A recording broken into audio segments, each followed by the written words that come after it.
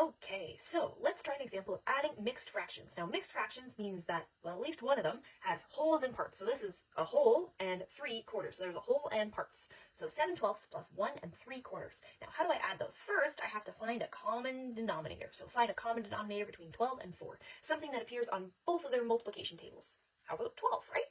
So this one's already over 12, so that's fine. 3/4. How do I get 12 into, or 4? And yeah, 12 sections out of 4 sections. I have to split each of these into 3 sections, right? So I'm going to multiply my total number of sections by 3, because for every quarter, instead now, I'm going to have 3 little sections in its place. So I'm going to have 3 times as many sections.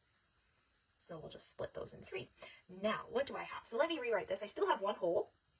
So this is still 7/12 plus 1 whole. And this, now I've multiplied all of my sections by 3. So whatever I do to the bottom, I have to do to the top, because for these 3/4, I've also split them into 3. So times 3. So now I have 9 over 3 times 3 is 9. 4 times 3 is 12. So 1, 2, 3, 4, 5, 6, 7, 8, 9 over 10, 11, 12. Okay, so now I have 7/12 plus 1 and 9/12. Now that's pretty easy, so let's add the parts first. Why are we going to add the parts first? We're going to see in 1 second. So parts. 7/12 plus 9/12. 7 plus 9 is 16. Now 16/12, that's more than a whole, isn't it? So if I have 1, 2, 3, 4, 5 blank here, if I'm going to take 1, 2, 3, 4, 5 from here, 5 from here, and I'm going to transfer them over here, now I'm going to have a complete whole. So how many left over am I going to have? If I pull out 12 from here, 12 from 16, I'm still going to have 4 left. So this is 1 whole and 4 over 12. You can see that I have 1, 2, 3, 4 still sticking around.